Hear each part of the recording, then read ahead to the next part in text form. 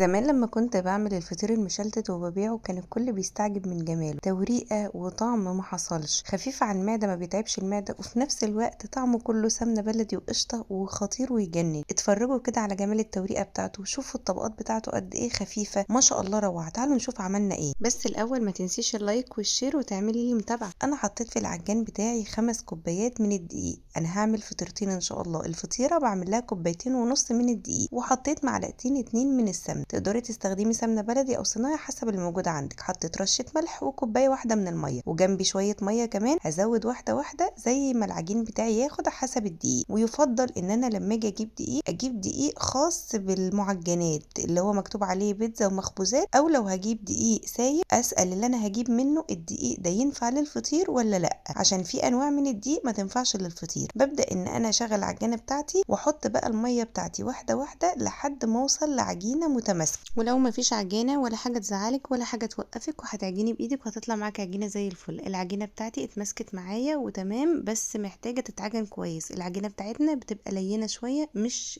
بتبقى جامده، لا بتبقى طريه. تتعجن كويس قوي لمده 7-8 دقايق لحد ما نوصل ان هي بصي عامله زي حته اللبانه كده، عشان احنا كده فعلنا الجلوتين اللي فيها وعملنا فيها عرق. بلم بقى العجينه بتاعتي على سطح مفرود من الزيت، وهبدا ان انا اقطعها لفطيرتين، وكل فطيره منهم همسكها هعملها رول كده طويل شويه عشان بس ابدا اقطعها كور صغيره متساويه. انا الاول قطعتها على 6 وبعدين حسيتها هتبقى كبيره فرجعت عملتها على 7، يعني عملت كل فطيره 7 كور زي ما انت شايفه كده. الكوره قد البيضه تقريبا. المها كويس قوي واقفلها كويس من تحت، واحطها في طبق مدهون بالزيت، وادهن وشها كمان زيت كويس قوي لحد لما اخلص الكميه بتاعتي كلها. وعلى فكره دي طريقه الفطير المشلتت الفلاحي مش بتاع الافران. لو انت عايزه مسكر زي بتاع الافران حطي في العجينه بتاعتك 4 معالق من السكر. انا سبت بقى العجين بتاعي يريح حوالي ساعه الا ربع، وعشان اتاكد ان هو ريحه بقى تمام بعمل فيه خرم كده ابص الاقيه زي ما هو. جبت بقى خليط من السمنه جنبي كده وسيحتها على النار.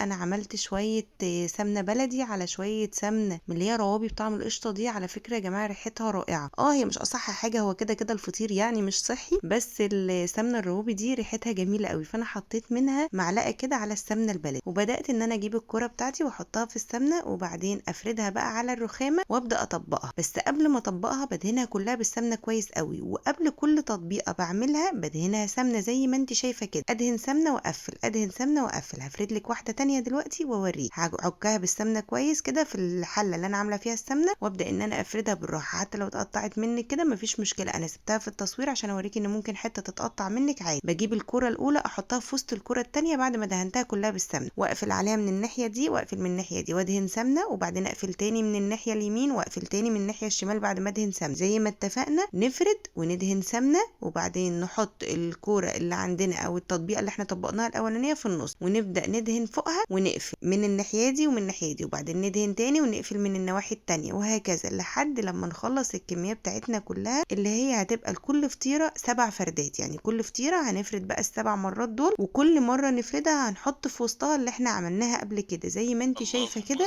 بكل سهوله. الموضوع سهل جدا مش صعب خالص. عليه افضل الصلاه والسلام. صلوا على سيدنا محمد. لو وصلت لحد هنا ولسه ما عملتيش لايك وشير للوصفه، يا ريت تعملي لايك وتعملي شير عشان في ناس كتير بتستصعب الفطير وهو سهل جدا. وما تنسيش تتابعيني. وبعدين هجيب صينيه هدهنها دهنه بسيطه، ما تدهنيش سمنه كتير عشان ما تخليش بعد كده الفطيره تتزحلق معاكي. احنا كده كده الفطير بتاعنا فيه دهون كفايه، وما تخافيش مش هيلزق معاكي ابدا. وهغطيها بكيس وهسيبها ترتاح نص ساعه، وهاجي افردها. بص الاقيها بتتفرد معايا بكل سهوله عشان الدقيق بتاعي دقيق صح للمخبوزات، وكمان مخدوم ومرتاح كويس، فبالتالي هيتفرد معايا بكل سهوله. هفرده في الصينيه زي ما انت شايفه كده، وهجيب بقى حته قشطه فلاحي وهبدا ان انا ادهن الوش بيه. يعني انا عملته من جوه بالسمنه البلدي وعملته من بره بقى كده بالقشطه، خد طعم رهيب. وعلى فرن سخن جدا على اعلى درجه حراره، وهحطه في ارضيه الفرن. ولازم يبقى الفرن شغال وسخن جدا من قبلها علشان تطلع معاكي بالشكل ده. هي ما بتغيبش في الفرن، ولما بتنتفخ في الفرن ده علامه من علامات انها